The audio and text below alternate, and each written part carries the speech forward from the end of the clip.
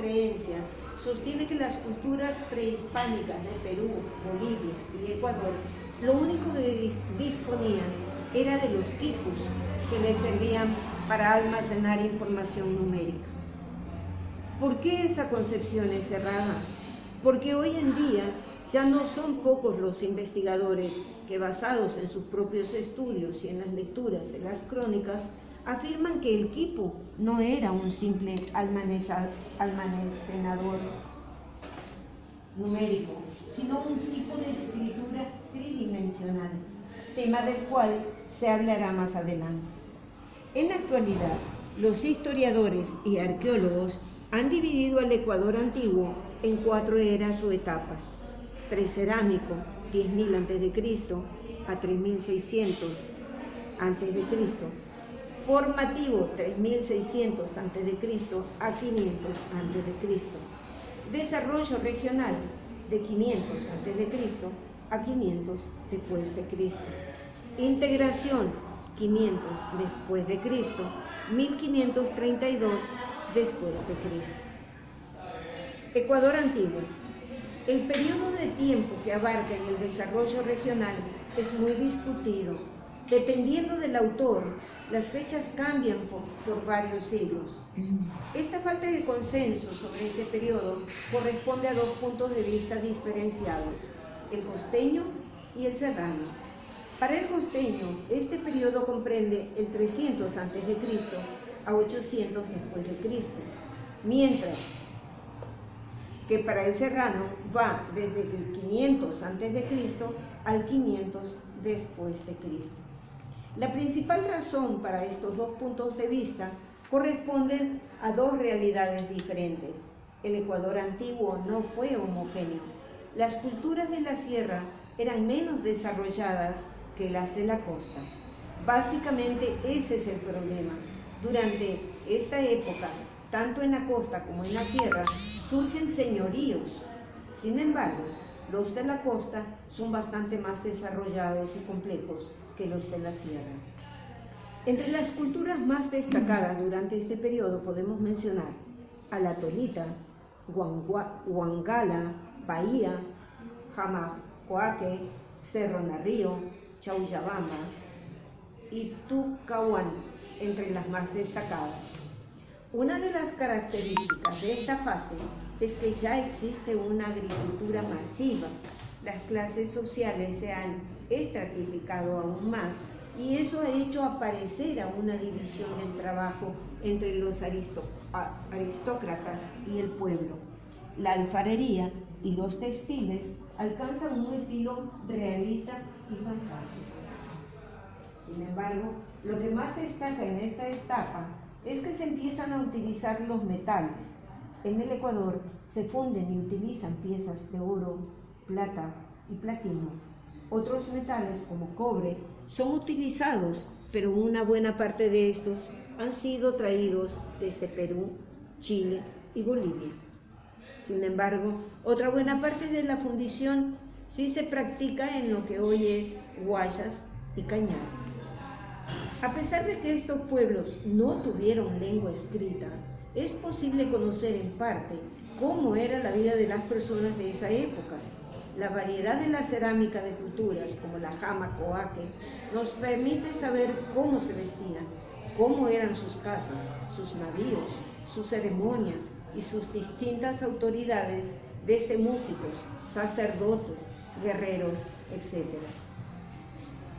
Los señoríos de la costa, por su gran complejidad, darán paso a sociedades aún más complejas durante la fase de integración. Estas sociedades crearán ciudades y estados. En la sierra, los señoríos incipientes darán lugar a la aparición de señoríos más complejos, los cuales, sin embargo, no crearán ni ciudades ni estados, con la excepción de los 2 estados tardíos de la Confederación Cañari y la Confederación Caraquitu, Caranquis, Cayambes, Yumbos y Quitus. Ecuador antiguo. El periodo de integración es una fase caracterizada por la formación de grandes señoríos y confederaciones y en algunos casos ciudades y estados. Este periodo abarca desde el 500 después de Cristo hasta el 1532 después de Cristo. Lo destacable de las sociedades de esta era que existían rutas comerciales a gran distancia, tanto por tierra como por mar. También es destacable el uso de la moneda, hachas pequeñas, en las sociedades manteñas o huancabilcas. En el Ecuador se desarrollarán muchas culturas, entre las más destacadas la manteña huancabilca, la cañari, la caranqui cayambi, caranquis cayambis, yumbos, y la inca, esta última, originada del Perú. Empezó la conquista de nuestro territorio a finales del siglo XV y terminó a comienzos del siglo XVI. Aparte de estas, tenemos otras culturas que corresponden a las diversas regiones del país: Amazonía, costa, sierra. Los cañaris, cultura de la sierra, y otros grupos aceptaron voluntariamente a los hispanos. El Ecuador entero rápidamente fue conquistado por España. Esta es una especie de tomar un poco la historia para poder llegar a lo que hemos tomado como introducción a la literatura ecuatoriana. De todo esto hay material que habría que desglosar, sobre todo sobre lo de las culturas, libros que les he traído para hojearlos un poco después y desarrollar algunos que otros temas, porque es vastísimo nuestra historia, nuestras culturas y más de tiempos atrás. Yendo a la parte de la introducción a la literatura ecuatoriana, en investigaciones realizadas encontramos referencias en cuanto a que la literatura ecuatoriana se inicia en el ámbito prehispánico con la cultura de la civilización incaica, cuyos dominios alcanzaron el actual territorio del Ecuador. Durante la colonia surgieron los primeros poetas dignos de mención: Jacinto de Heredia en el siglo XVII y Juan Bautista Aguirre en el siglo XVIII, sobresaliendo el narrador y político en esa época Francisco Eugenio de Santa Cruz y Espejo. La literatura ecuatoriana ha venido desarrollándose continuamente desde la conocida literatura aborigen, que se daba por medio de antiguas tradiciones orales, donde la poesía iba de la mano de los amautas. La épica en el país también emerge con José Joaquín de Olmedo. La poesía lírica da sus primeras muestras con Elegía a la muerte de Atahualpa. Este es el género literario más desarrollado en el país comparado con el épico, ya que se encuentra la lírica en la colonia. Luego se encuentra el romanticismo en el Ecuador, la generación decapitada. Luego emergen los poetas posmodernistas y por último la nueva poesía.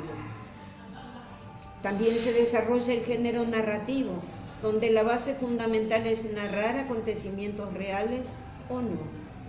Las obras más destacadas en este género son La Emancipada de Miguel Riofrío, Cumandá o un drama entre salvajes, que es una novela escrita por el ensayista, novelista, político, pintor Juan León Mera, autor del himno nacional de Ecuador en la letra, junto a Antonio Naumane en la música.